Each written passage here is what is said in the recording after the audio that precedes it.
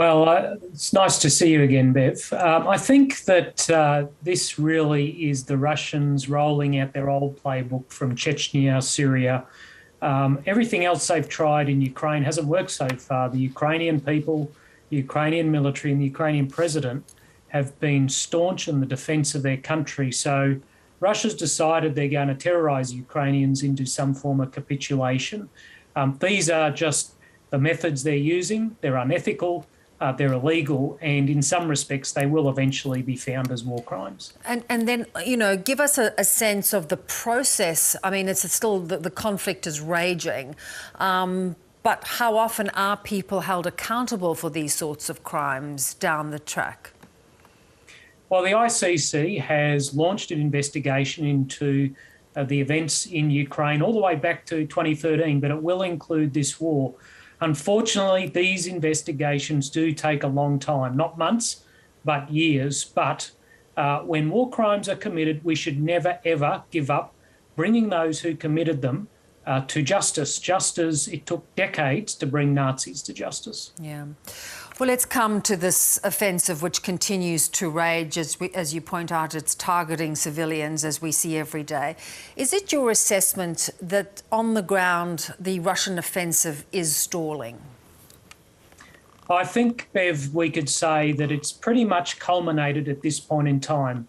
They're out of soldiers. They've taken grievous losses. And whilst they have made ground, every metre of ground they've gained has been at tremendous losses. They've already lost more soldiers in 3 weeks than the Americans and their allies lost in Afghanistan and Iraq in 20 years. They're pulling in reinforcements from all over Russia and mercenaries from Syria. They're in big trouble and they need to find a way to save face. Let's talk about those mercenaries, because how does that change the nature of the conflict if they do come in? Well, I think what you'll see is even greater chance of war crimes. But also, my sense is the Russians may just use them as cannon fodder for the most dangerous missions where they don't care if they take high casualties.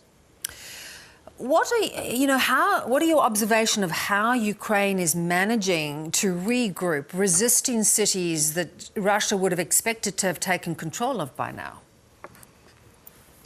Well, there's obviously a lot going on that we don't see. In military operations like this, we never see more than maybe 10 or 20% of what's going on. But what we can see reveals a Ukrainian high command that has thought through the defence of their country and is pitting their strengths against Russian weaknesses. And Russian weaknesses have been their logistics, their rear areas, and the combined arms effect of armour, infantry, artillery, which the Russians just haven't got right.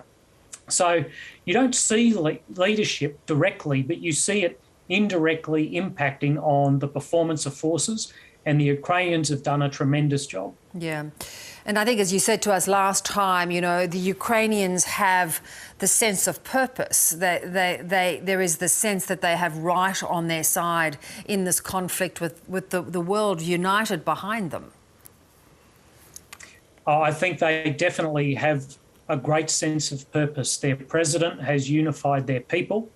The military and the civilians in Ukraine have just been magnificent in their resistance. But at the same time, the president has been, as one person called him, the best lobbyist in the world in the last month. And he's brought together this massive coalition to support Ukraine and its people. Yeah. He has overnight said that the Ukraine now needs to accept that they need to remain neutral, so that would mean giving up becoming a member of NATO, potentially even the EU. It does raise the question, though, of this potentially happening again if we project ahead and Russia does withdraw at some point. How can they continue to be supported to defend themselves? Well, we've seen this before in history, right? Until bullies are stopped, they keep bullying.